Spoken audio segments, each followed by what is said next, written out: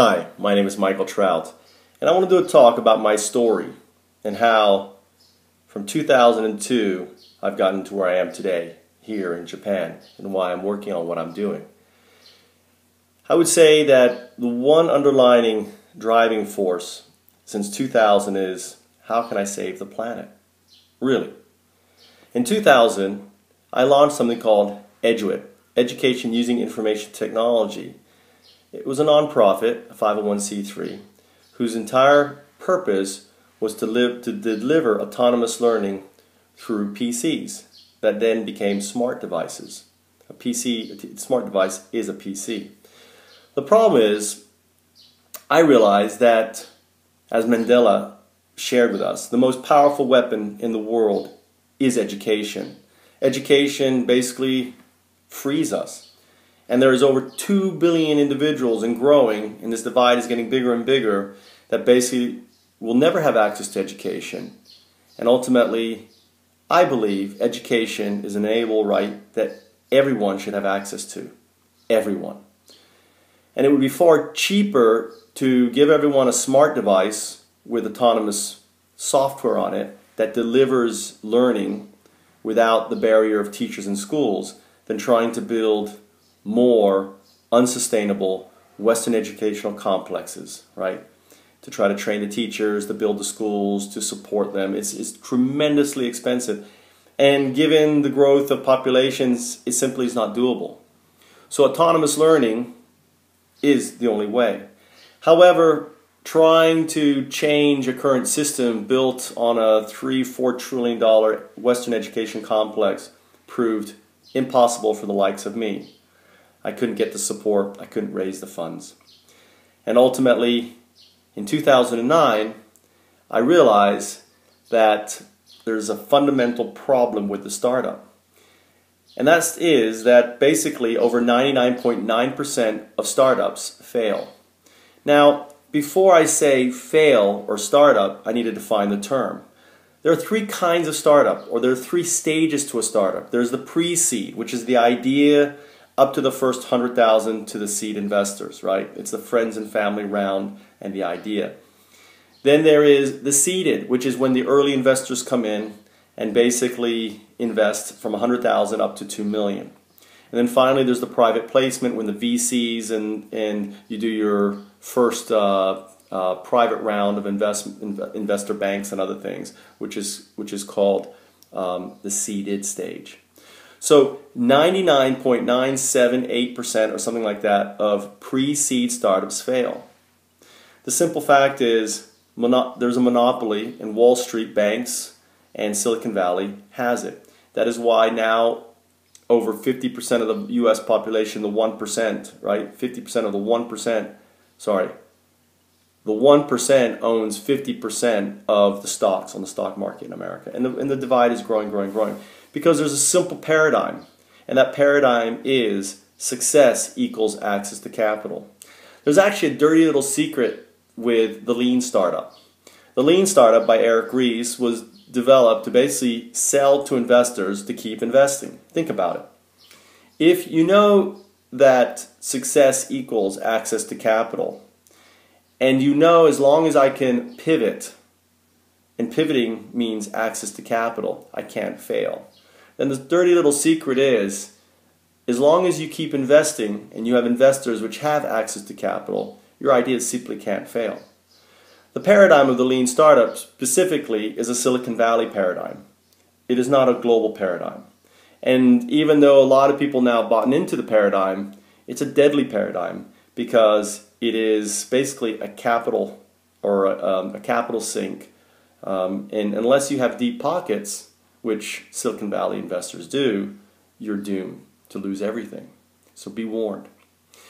So the other problem I ran with the Lean Startup is that if I'm right with my new paradigm, what I call the innovation paradigm, and my assumptions are correct, basically what I do is I end the monopoly of Silicon Valley and Wall Street banks. And ultimately what I do is I open up the startup to everyone. And since for the most part it is Wall Street and Silicon Valley investors that are funding startups globally, there's a big problem here. Because no one's going to fund an idea that's ultimately going to, what? Ruin their monopoly. And ultimately OSI would do that. So last year, around spring of last year, I decided to become a farmer, to start taking care of the bees. I learned the bees were dying. I said, well, let's take care of the bees. And I knew it was pesticides before everyone else, the common media, only because of research. If you look at the research into the EPA decline of bees, there's a graph from the 1950s. If you copy that graph over to the diffusion of innovation called pesticides, which also started in the 1950s, they're exactly opposites. So as pesticide market diffusion grew, the bees have collapsed. It's a simple correlation. Pesticides are killing bees. So the only way to save the bees is to put restrictions on pesticide. And guess what? The only time in the 60 years of data that bees recovered were during the Carter administration, and they put in place the most stringent pesticide regulation in the history of pesticides. We've never had pesticide restriction as we've had during his administration, 1978 to 1982. So the evidence to me was pretty overwhelming. So I went and figured I would work on food security for my friends and my family and start a farm. Because ultimately, the most important thing to a family is access to food. And if you don't have a lot of money, that is probably the most important thing you can do. In the process, I learned about permaculture. Permaculture. I'd never heard of permaculture, and I doubt if you're watching this, you probably ever heard of permaculture. Permaculture stands for permanent agriculture or permanent culture. It's actually a 40-year-old paradigm. It's a paradigm that ultimately started during the 70s, and it's all about basically becoming sustainable through design. So you apply simple design approaches to basically answer these three precepts or tenets. Help the planet. So for example, when I got my car, I got the guy to give me an old used scooter. I got the scooter for free. So how do I help the planet? Whenever I have to, I drive. Whenever I can, I drive my scooter. If I take my kids to school, we go on the scooter. If I need to go to my farm, we go on the scooter. Why? Because when I fill up my truck, it costs me $40. When I fill up my scooter, it costs me $4. I'm helping the planet. That's an example. I looked at my lifestyle and I said, let's design a better solution. The second thing is help the living systems. Living systems are basically the soil, the microbacteria, or the microfungi, the bacteria living in the soil, the beneficial things that make the soil. If you're putting pesticides down and you're putting all these salts and other things, you're ultimately damaging these natural organisms, and you're replacing them with what? Crude. Yes, they'll work for a short time, but as soon as you stop using these herbicides and these not organic but petroleum-based fertilizers, you're ultimately putting yourself up against the wall, because at some point that soil is going to have to recover, and you won't be able to use it because why? The collapse of oil is on the way. The peak oils happen, and this can become more and more expensive. The only way is to actually approach agriculture with a permanent agriculture perspective, and permaculture has shown that it works. So I had an epiphany a week ago, and that epiphany was that I believe that I could launch 100,000 permaculture initiatives, make it individual driven, provide them the knowledge, the education, and everything else that they need, by bringing together the three paradigms that I've been working on. And I believe that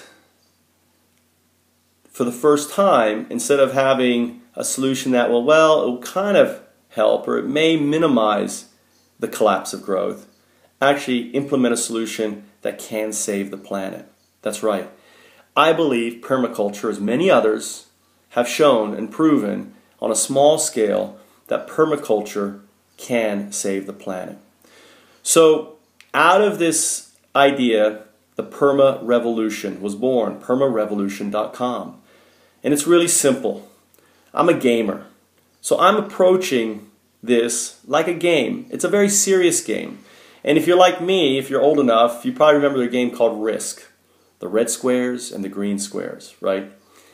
And ultimately, we are playing and setting up this massive game of Risk. And phase one is basically the map, setting up the board. So I want you to imagine we're going to put the world in perspective. We're going to show you what everything is going on and wrong with the world, where the mass deaths are occurring. It's a real time. It's going to be fun. And you'll be placing your armies. You're going to be placing the enemy army of Monsanto and the others, and the and all the agrochemicals. And you're going to be placing the green chips. The green armies, which is permaculture, which is the rainforest, which are the coral reefs. And ultimately, our goal is simple: turn the red to green. And how will we do that? Very simple, by using my open startup incubator framework that I'm redesigning, simplifying. The great thing is, it's a lot easier to apply it to a permaculture initiative than to apply it to a startup. Because startup, to launch, needs excess of $100,000 to up to about $2 million. A permaculture initiative can be launched for as cheap as, or less than, or as little as $5,000, $10,000. So I'm really excited to share with you this and to invite you to see the platform, because ultimately what we're building is going to ultimately become open source, and the whole idea is for us to unite and save the planet from the few that ultimately are greed-driven in order, for the sake of a few stakeholders, to harm it. So we have an opportunity to work together and save it. So I'm looking for referrals. I'm looking for warm referrals. If you see someone or know someone that has access to a little capital, is a 1%er that wants to make a difference, please share this video. Please say, get in hold of Michael Trout. Please watch his presentation. And I'll be happy to do a one-on-one and show. We're coding this out on an Android app. We're then going to roll it out on iPhone and other. It's a mobile app. And I'm really excited. And I want to show it to you, and I want you to be part of this adventure. Thanks. My name is Michael Trout. You can reach me at miketrout or mtrout@foundups.com.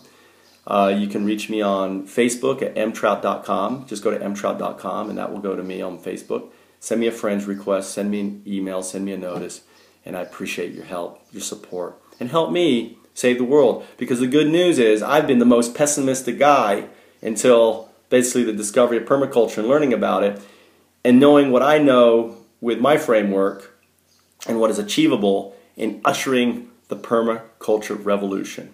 And once I'm successful with that, guess what? We'll usher in the open startup innovation revolution. And once I'm successful with that, guess what? Or at the same time, I'll be launching the e-singularity paradigm and giving everyone access to learning. So the great news is, it's a domino. This is the first domino. Help me launch it. And with this, we save the world. It's really that simple.